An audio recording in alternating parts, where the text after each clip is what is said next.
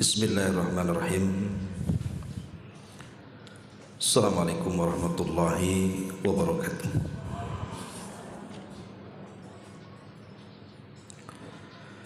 Alhamdulillah wassalatu wassalamu ala rasulillah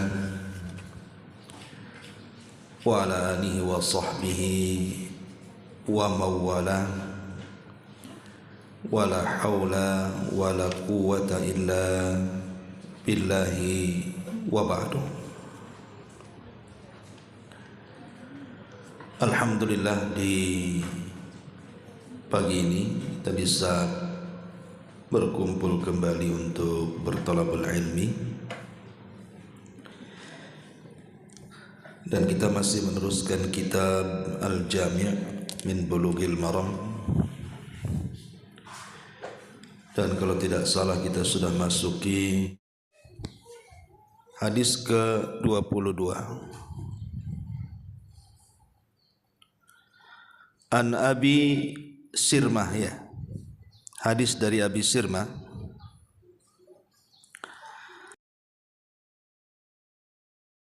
Radhiyallahu anhu qala. Qala Rasulullah sallallahu alaihi wasallam, man darra musliman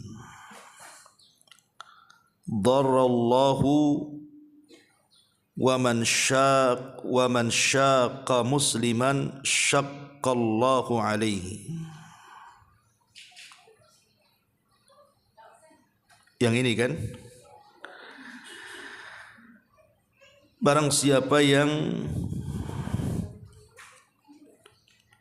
memberikan mudarat kepada seorang muslim,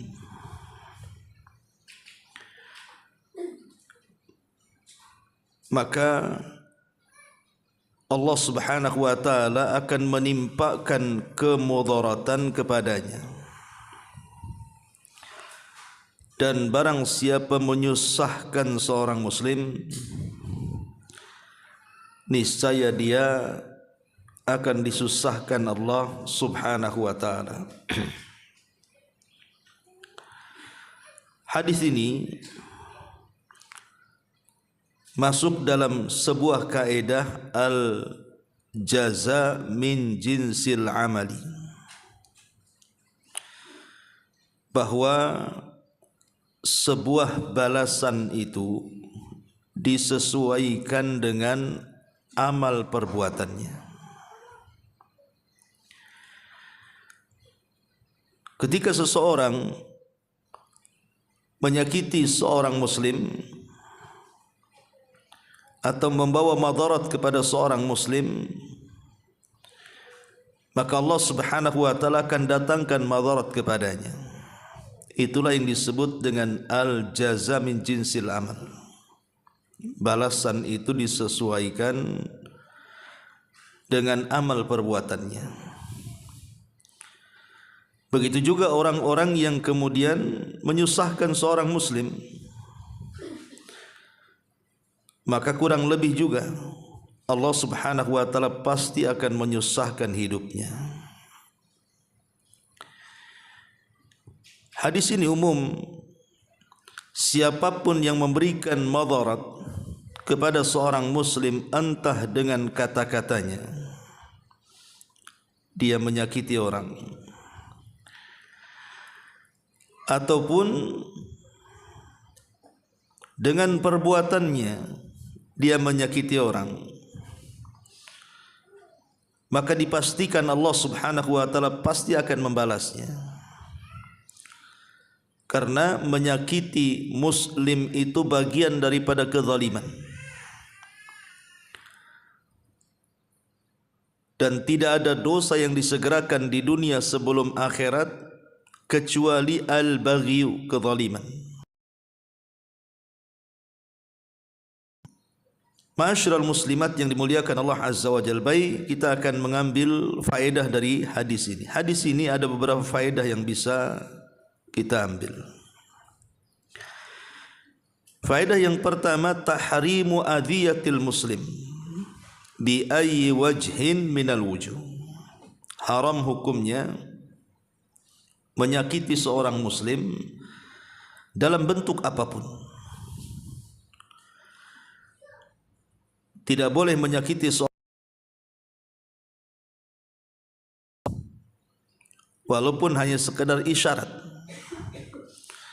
Karena Allah Subhanahu wa taala mengatakan wailun likulli humazatil lumaza.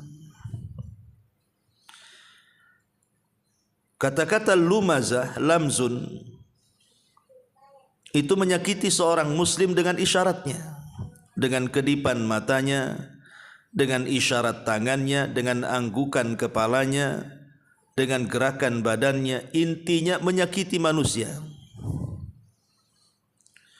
Kalau dengan isyarat saja diharamkan, macam mana pula dengan perbuatan dia? Meletakkan kotoran, sampah umpamanya di depan tetangganya. Jelas-jelas dia yang punya mangga, tetangga tak punya pohon mangga. Sampai depan rumah tetangga. Harusnya ketika menyapu itu kan daun yang milik dia, mangganya, harusnya dibersihkan sama dia. Beda kalau tetangga juga punya pohon mangga, tetangganya punya pohon mangga, ya kita jelas-jelas pohon-pohon dia. Kenapa pula tetangga suruh nyapu? Giliran berbuah saja tak dikasih pula tetangganya. Atau meletakkan sampah yang berbau. Ya memang betul diletakkan di depan kita, tapi baunya sampai ke tetangga. Itu juga bisa menyakiti tetangga. Atau parkir sembarangan. Itu yang paling ringan lah kan, yang sering terjadi di masyarakat. Yang paling berat ya mengadu domba, ghibah dan begitu seterusnya. Atau yang lebih parah lagi dengan lisannya. Dengan lisannya dia menyakiti tetangganya. Ingat bahwa sehebat apapun ibadah seorang manusia, walaupun ibu ahli salat malam, kalau tetangga ibu tersakiti dengan lisan ibu, percuma tuh ibadahnya. Karena Nabi SAW yang mengatakan la khaira fiha hiya min ahlin nar. Orang yang menyakiti tetangganya dengan lisannya itu tidak ada kebaikan sama sekali, walaupun dia ahli salat malam, walaupun dia ahli puasa sunnah, walaupun dia ahli sedekah. Kata Rasul, la khaira fiha, tidak ada kebaikan. Bal hiya min ahlin nar, bahkan dia layak masuk neraka. Maka haram hukumnya menyakiti tetangga dalam bentuk apapun. Yang kedua, himayatullahi li'ibadihil muslimin wa annahu huwa nafsuhu subhanahu yudafi'u anhum. Allah Subhanahu wa taala menjanjikan kepada hamba-hambanya yang muslim bahwa dia sendiri yang akan membelanya. Dia sendiri yang akan melindunginya.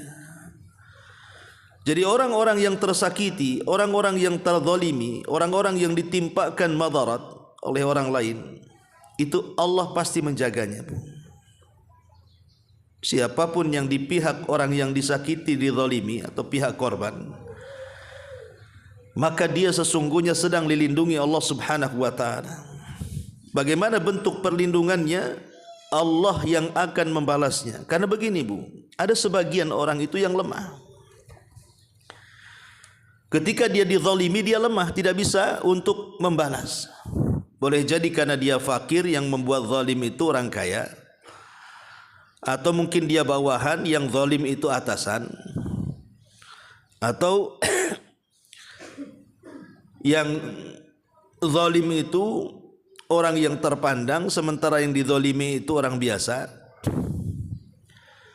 Terkadang ada orang-orang yang di posisi korban itu lemah. Dia tidak sanggup untuk membalas. Lah dalam posisi seperti ini, ingat bahwa doa orang-orang yang tersakiti ini itu tembus ke langit tanpa ada penghalang antara dia dengan Allah. Suatu umpamanya ucapan meminta balasan kepada Allah kepada orang yang menyakitinya, orang yang memberikan madarat kepadanya, maka Allah Subhanahu wa taala pasti akan menolongnya. Itulah yang ditakutkan Nabi SAW kepada sahabat sahabat Mu'ad ibn Jabal radhiyallahu an saat diutus ke Yaman. Kata Nabi SAW, fattaki da'watal madlum, hati-hati dengan doa orang-orang yang kau sakiti, hati-hati dengan doa mereka. Fa innahu laisa bainahu wa bainallahi hijab, karena antara dia dengan Allah tidak ada penghalang. Padahal sebenarnya di Yaman itu ketika itu belum ada muslim, semua ahli kitab dan sebagiannya orang musyrik. Tapi Nabi SAW menasihati Mu'ad seperti itu, seolah-olah Rasul ingin mengatakan Allah pasti akan menolongnya. Bagaimana pula yang disakiti seorang muslim, tentu Allah akan lebih lagi menolongnya. Karena Allah yang mengatakan innallaha yudhafi'u 'anil ladzina amanu, sesungguhnya Allah akan membela orang-orang yang beriman, orang-orang Islam Allah akan bela. Maka jangan pernah menyakiti, karena posisi orang yang disakiti itu hakikatnya sedang dibela Allah Subhanahu wa ta'ala. Kemudian yang ketiga, tadi sudah dijelaskan al-jaza'u min jinsil amal. Makanya ada istilah kama tadinu tudan. Kama tadinu tudan.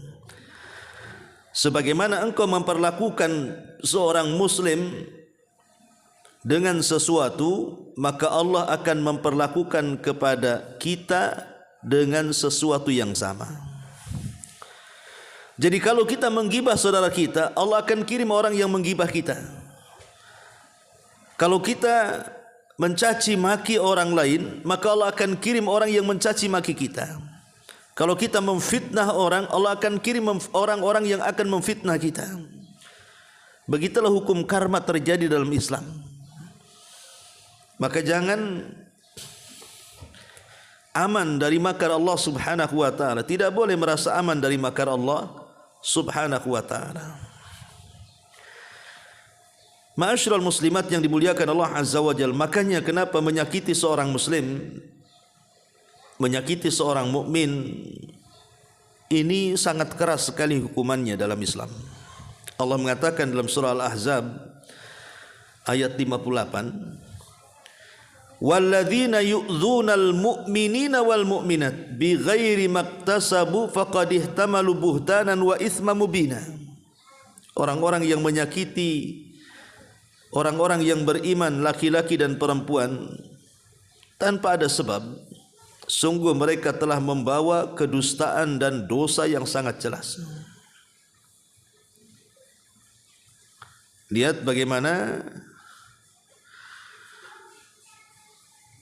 Allah Subhanahu wa ta'ala melarang kita ini menyakiti seorang muslim, karena itu sebuah kedustaan dan juga dosa yang sangat jelas.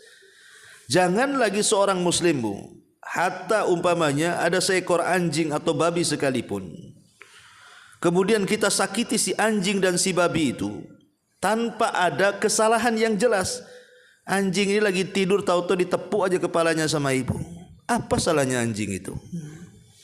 Atau umpamanya ibu lewat ada kandang babi gitu ya. Tiba-tiba ibu ambil, saking bencinya dengan babi, diambilnya batu, dilempar kepalanya. Apa salah babi itu, Bu? Apa dia ngejek ibu? Enggak boleh, Bu, walaupun itu seekor anjing dan babi yang najis dan diharamkan sekalipun. Kalau disakiti tanpa ada alasan yang jelas itu tidak boleh. Makanya Fudail ibn Iyad seorang alim, tu'dhi kalban aw khinziran bighairi haqqin fa kaifa idza'ul mu'minina wal mu'minat.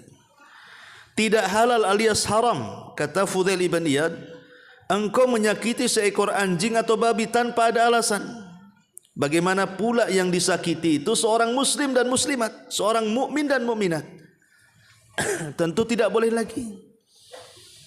Jadi perkataan Fudail ini, kalau seandainya anjing yang najis yang haram, babi yang najis yang haram saja tidak boleh disakiti tanpa alasan, macam mana seorang muslim bisa disakiti? Ini harus dipahami, ya, bahwa menyakiti itu sangat membahayakan. Ma'asyiral muslimat yang dimuliakan Allah Azza wa Jalla, makanya orang yang menahan diri untuk menyakiti orang, orang yang menahan diri untuk menyakiti, umpamanya mau menggibah tak jadi, mau menghina, melecehkan tak jadi, dia tahan. Mau menyakiti dengan perbuatannya, dengan isyaratnya tidak mau dilakukan, pokoknya dia tahan tidak mau melakukan menyakiti orang lain. Maka itu sebab terbesar orang akan dimasukkan ke dalam surga. Dan itu disebutkan dalam hadis Abu Hurairah radhiyallahu an. Nabi SAW mengatakan, marra rajulun bi ghasni syajaratin ala dhahri tariqin. Faqala, wallahi la unahiyanna hadha 'anil muslimina la yu'dhihim fa udkhilal jannah. Ada seseorang laki-laki yang lewat, kemudian ada batang pohon yang menjulur ke jalan, di mana kalau seandainya ada seorang muslim lewat membahayakan. Ya mungkin kalau sekarang ini ada pohon tumbang gitu ya, kemudian ibu menyewa tukang untuk memindahkan, ibu yang menyewa gitu ya, supaya orang lain bisa lewat, atau ibu sendiri mampu untuk memindahkan supaya orang lain aman dari jalan. Maka Nabi SAW, demi Allah, maka muslim yang seperti ini berusaha supaya muslim yang lainnya tidak tersakiti, maka semoga Allah Subhanahu wa taala memasukkan ia ke dalam surga. Lihat bagaimana orang yang mencegah supaya tidak menyakiti orang, Allah Subhanahu wa taala janjikan dia dengan surga. Kemudian yang kedua, orang yang berusaha untuk mencegah tidak menyakiti orang lain, itu termasuk alamat min alamatil Islam. Itu alamat dari alamat seseorang itu seorang muslim. Makanya Rasul mengatakan apa, Bu? Man salimal muslimuna min lisanihi wa yadihi. Al muslimuna man salimal muslimuna min lisanihi wa yadihi. Seorang muslim itu dikatakan muslim kalau muslim yang lainnya selamat dari lisan dan juga tangannya. Maknanya belum sempurna muslim seseorang kalau masih menyakiti dengan lisan dan tangannya. Makanya di antara alamat dari alamat-alamat keislaman yang benar adalah ketika lisan dan tangan kita tidak menyakiti orang lain. Ini yang kedua. Kemudian yang ketiga, bahwa menyakiti seorang muslim itu sebab terbesar dari sebab-sebab kebangkrutan pada hari kiamat. Kebalikannya, orang-orang yang menahan diri tidak menyakiti seorang muslim, maka itu sebab di antara banyaknya pahala yang akan menjadi modal dia masuk surga. Makanya Nabi SAW satu hari bicara di hadapan para sahabat kan, atadruna mal muflisu umat ini. Ya, sahabat polos dan mengatakan orang bangkrut ya orang yang enggak punya uang, orang yang gulung tikar usahanya, orang yang enggak punya dirham dinar. Pokoknya ya dia atau para sahabat hanya menilai kebangkrutan itu dari sisi dunia. Maka Nabi SAW mengatakan, bukan itu yang kumaksud, tapi yang dimaksud orang bangkrut adalah orang yang kelak dari umatku pada hari kiamat akan menghadap Allah dengan membawa pahala puasa, pahala solat, pahala zakat, tetapi di satu sisi dia mencaci maki, dia menuduh, memakan harta, menumpahkan darah, memukul dan begitu seterusnya. Akhirnya dia pun memberikan kebaikannya kepada orang yang dizaliminya. Ketika habis semua kebaikannya, maka dia pun harus menanggung dosanya. Akhirnya jadilah dia bangkrut. Pahalanya habis, dia pula menanggung dosa orang. Itu disebut bangkrut. Makanya hati-hati jangan sampai kemudian menyakiti orang.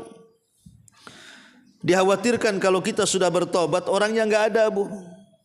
Entah orangnya sudah meninggal, entah orangnya pergi kemana, entah berantah, tidak tahu alamatnya. Sementara kita mau minta maaf sudah tidak ada. Apakah nunggu seperti itu?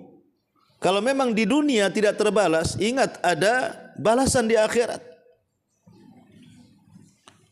Ma'asyiral muslimat yang dimuliakan Allah Subhanahu wa taala. Ini juga di antara faedahnya. Yang ketiga, yang keempat, bahwa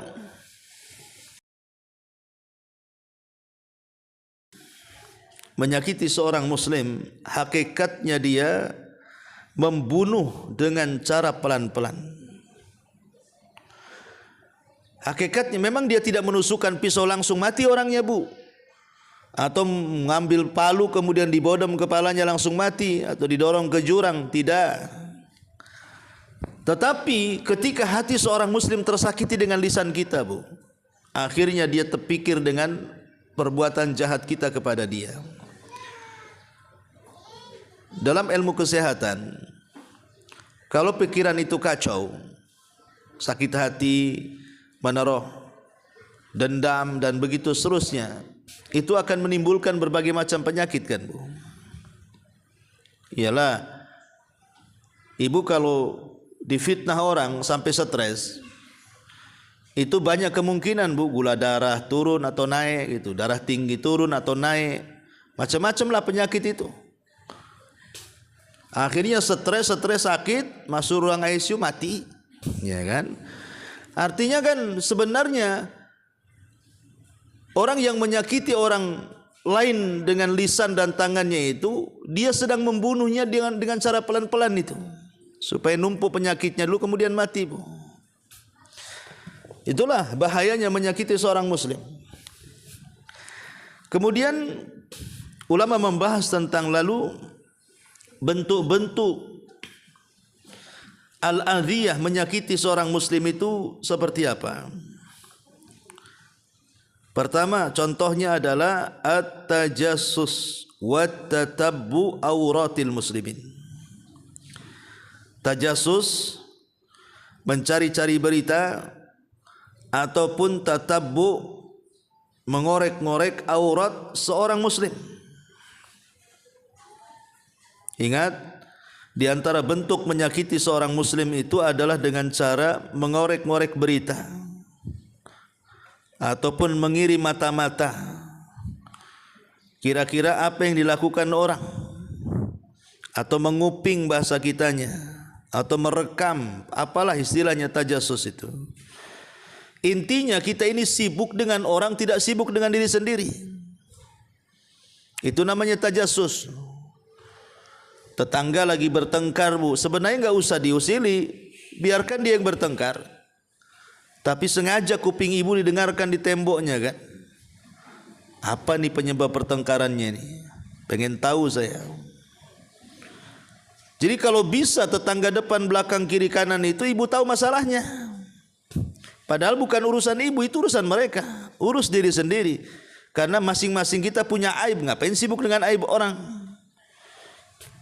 Nah, ini juga tajassus dan tatabbu auratil muslimin. Tajassus dan tatabbu, mencari-cari aurat orang-orang yang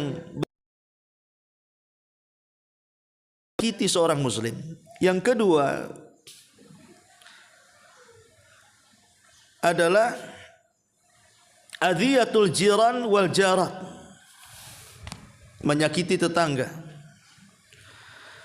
menyakiti tetangga dengan lisannya, dengan perbuatannya, dengan gibahnya, dengan namimahnya, dengan laknatnya. Dan itu yang banyak di masyarakat, di mana banyak kemudian tetangga menjadi gibah tetangganya, menjadi bahan gibahan tetangganya. Kemudian juga dari bentuk adhiyah ini contohnya wad'ul qadhurat wal ahjar wat tadyiqut turuqati 'alal muslimin.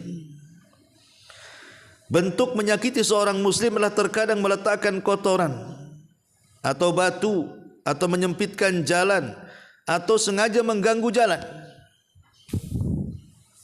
Contoh umpamanya ibu buat polisi tidur, tapi polisi tidurnya tidak landai, ibu, dibuatnya kayak Gunung Semeru. Ya. Akhirnya banyak mobil yang lewat polisi tidur itu tidak bisa jalan karena ketinggian. Wanita hamil sampai keguguran lewat polisi tidur itu. Jadi itu kan menyakiti orang. Apa gunanya polisi tidur itu kalau sampai menyakiti orang? Ya mungkin kan niatnya baik itu kan, Bu, supaya orang pelan-pelan naik kendaraan. Tapi ya harus dipikir juga bentuknya, ketinggiannya, kelandaiannya kan. Jangan membahayakan orang. Bahkan saya heran, dulu di Bengkong itu, Bu, kalau saya hitung dari mulai masuk mana itu Bengkong Nusantara sampai ke kolam, sampai ke Bengkong Laut, Bu, entah 50 polisi tidur kalau saya itu tunggu. Ya ada yang landai, ada yang enggak. Waktu itu saya masih pakai sedan, Bu, pernah masuk polisi tidur karena ketinggian polisi tidur sementara sedan itu rendah, Bu. Macet di tengah-tengah, kayak ditimbang akhirnya. Itu pernah terjadi, itu tinggi sekali. Ini kan menyakiti orang, menyakiti mobil orang akhirnya kan. Ya. Nah ini kan membahayakan. Ini sama dengan apa? Menyakiti seorang muslim, atau membiarkan lubang-lubang. Tahu di depan rumah dia jalannya berlubang, dia sendiri tersakiti, tidak mau kemudian beli pasir semen, hanya berapalah harganya. Ataupun kalau tidak punya uang kan bisa cari urukan, taruh di situ, jelas-jelas depan rumah dia. Nah ini termasuk juga adhiyah. Masyarul muslimat yang dimuliakan Allah Subhanahu wa taala. Dan tentunya banyak lagi gambaran-gambaran menyakiti seorang muslim, entah dengan tuduhan, ya, atau mungkin mengungkit-ungkit pemberian, Bu. Itu kan menyakiti juga kan, Bu. Ibu sedekah sama orang dengan cara membantu, entah bantu modal, entah bantu apa gitu kan. Tapi diungkit-ungkit kebaikannya, itu kan menyakitkan, Bu. Mengungkit-ungkit pemberian itu sangat menyakitkan orang yang diberi. Nah, itu bagian daripada adhiyah juga, namanya alman namanya. Ya. Apalagi langsung dengan cara langsung di depan mukanya, itu tersinggung betul tuh. Gibah saja, kalau seandainya orang yang mendengarnya tidak suka, macam mana pula langsung di depan matanya. Jadi memang hadis ini menunjukkan bagaimana Allah Subhanahu wa taala ingin membalas siapapun orang yang menyakiti hamba-hambanya seorang muslim. Masyarul muslimat yang dimuliakan Allah Subhanahu wa taala, intinya bahwa orang yang suka mencaci maki itu atau menyakiti seorang muslim, hakikatnya dia adalah syaitan. Dia adalah syaitan sebenarnya. Supaya apa? Sedang melakukan kerusakan. Karena setan itu kan tidak mesti dari kalangan jin, dari manusia juga bisa jadi setan. Ya salah satu tugasnya memang menyakiti muslim yang lain dengan cacian, dengan makian, dengan gibahan, dengan macam-macam. Ya. Itu setan dari kalangan manusia. Dan sebenarnya hakikatnya orang yang menyakiti orang itu sebenarnya sedang mencelakakan dirinya, Bu. Tujuan dia mencelakakan orang dengan menyakiti orang, hakikatnya sebenarnya dia sedang mencelakakan dirinya. Kenapa? Karena orang yang kita sakiti itu sebenarnya sedang dibela Allah. Kalau dibela Allah, siapa yang bisa menang melawan Allah? Tidak ada. Tidak ada yang bisa melawan Allah. Makanya orang-orang yang menyakiti itu sebenarnya dia sedang menyakiti dirinya sendiri.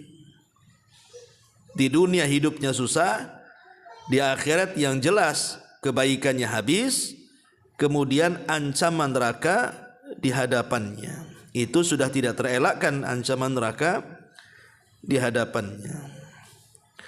Masyaallah muslimat yang dimuliakan Allah Subhanahu wa taala, inilah di antara faedah daripada hadis Abi Surmah radhiyallahu an tentang larangan seseorang memberikan mudarat kepada muslim yang lain ataupun menyusahkan muslim yang lain, karena kalau tetap dilakukan maka dia terancam dengan berbagai macam ancaman yang sudah saya jelaskan. Tapi sebaliknya, orang yang tidak menyusahkan, maka Allah Subhanahu wa taala juga tidak akan menyusahkan kelak pada hari kiamat.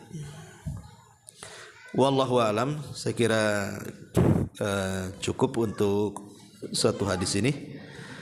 Silahkan kalau ada yang mau bertanya.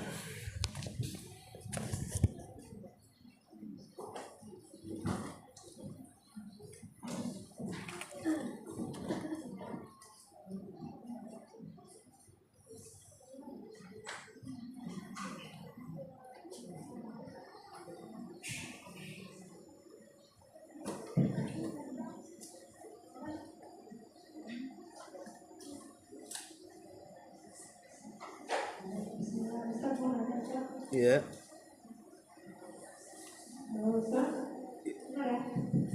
Ya.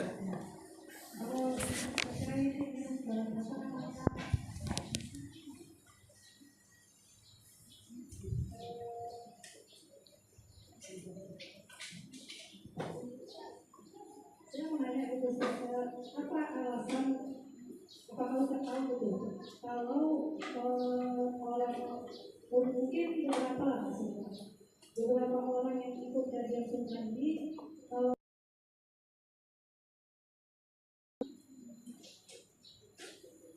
Mengucapkan salam.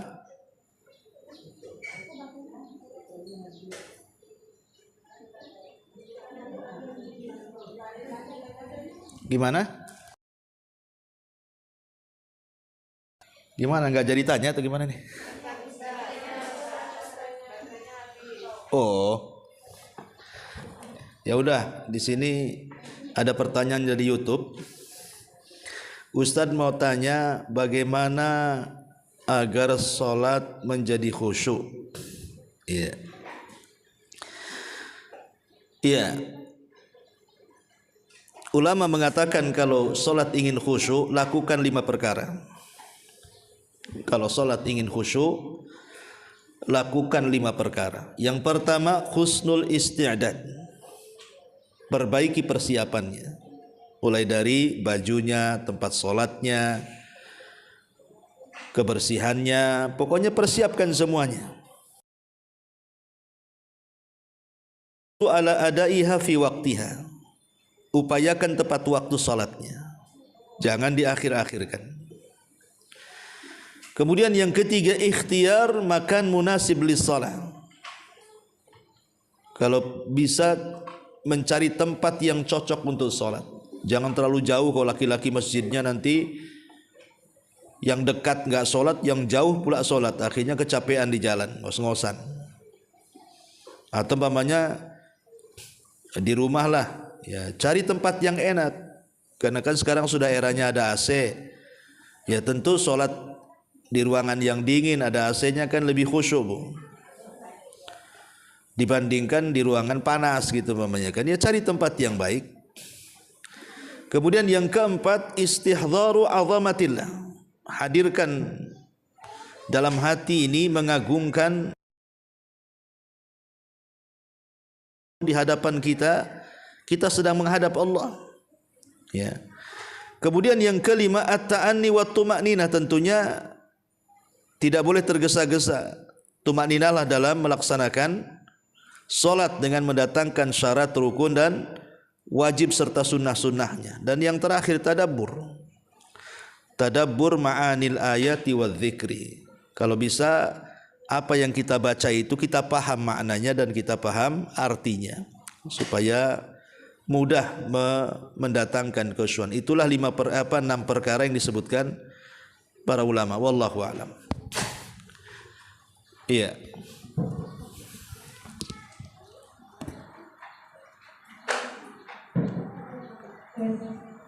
Yang tadi saya Iya. ada sebanyak orang yang belum menghadiri kajian sunnah itu saya.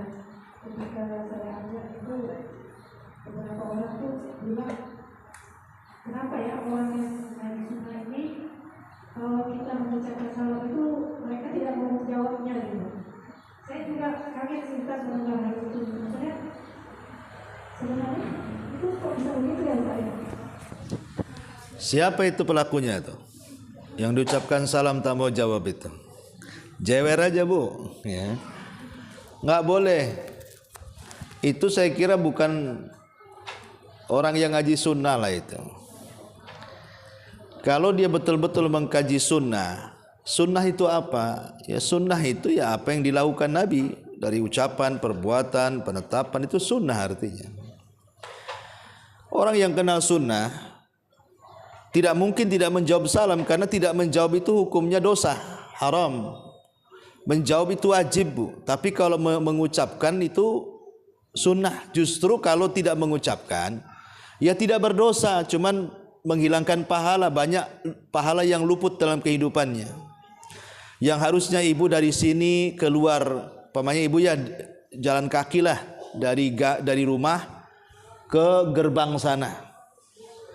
Itu kan ibu akan banyak melewati tetangga kan, berapa rumah ibu lewat itu. Coba kalau seandainya ibu setiap rumah nampak orang assalamualaikum, nanti lewat lagi assalamualaikum, lewat lagi assalamualaikum. Coba bisa banyak tuh pahalanya, padahal hanya lewat saja. Sebenarnya kalau ingin ibu cari pahala itu gampang bu ya.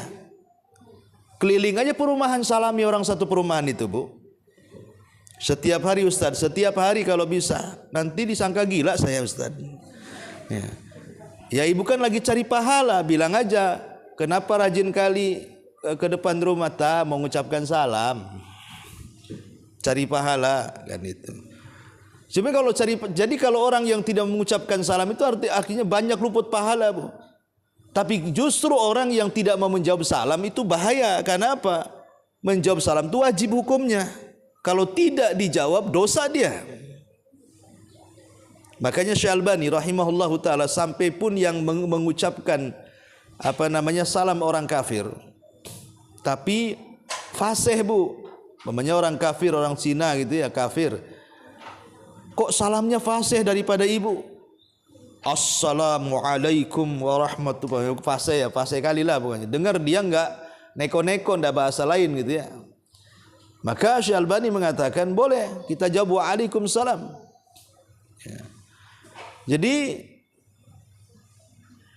kalau memang ada orang-orang yang melontarkan salam siapapun dia, yang jelas dia mengucapkan salam, tetap kita wajib untuk menjawabnya. Karena di antara tanda-tanda kiamat itu adalah orang mengucapkan salam kepada yang dikenal, kepada yang tidak dikenal itu tidak mengucapkan salam. Itu tanda-tanda kiamat bu. Kayak ibu umpamanya kan, salamnya hanya ke jemaah pengajian ibu. Kalau ke jemaah yang sebelah umpamanya jemaah yasinan atau jemaah apa tidak mau mengucapkan salam. Kenapa? Beda kajian umpamanya. Ini apa ini? Ini mau mengkotak-kotak Islam namanya. Jadi salam itu tahiyatul Islam. Dia penghormatan Islam. Maka siapapun yang beragama Islam berhak mendapatkan penghormatan ini. Dan wajib menjawabnya. Maka sekali lagi, jangan sampai kemudian kita yang sudah mengaji tidak mau menjawab salam. Dosa, haram hukumnya. Adapun tadi pertanyaannya, apakah benar? Ya saya katakan tidak benar. Tapi ada ustadz oknum. Ya kalau yang nggak mau jawab salam itu oknum aja itu. Jangan-jangan penyusup ke pengajian itu. Ya. Wallahu a'lam.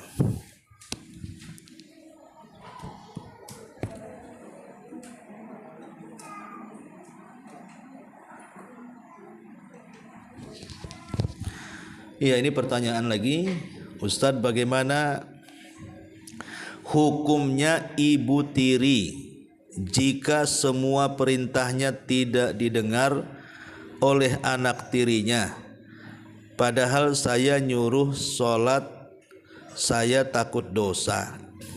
Ya, tidak ada masalah dengan ibu tiri. Kenapa ibu tiri? Ya, jadi perintah ibu tiri untuk sholat sudah benar. Jadi seorang ibu walaupun ibu tiri memang harus seperti ibu ini, tetap memerintahkan anaknya untuk sholat walaupun nggak dengar anaknya, perintahkan saja.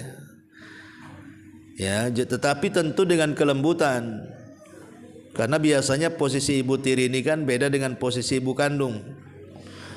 Makanya tetap menjaga hubungan dengan anak tirinya, tetap nasihati, doakan, dan teruslah jalin hubungan baik dengan anak-anak tirinya, karena bagaimanapun perintah sholat itu adalah sebuah kewajiban, di mana orang tua memang sudah kewajibannya untuk memerintahkan keluarganya melaksanakan sholat dan ibadah-ibadah yang lainnya, karena memang itu tugas dari Allah Subhanahu wa taala, ku anfusakum wa ahlikum nara, jaga diri kalian dan keluarga kalian dari api neraka. Wallahu alam. Ya, saya kira cukup. Subhanakallah bihamdika, asyhadu an la ilaha illa anta, astaghfiruka wa atubu ilaik. Allahu taala alam.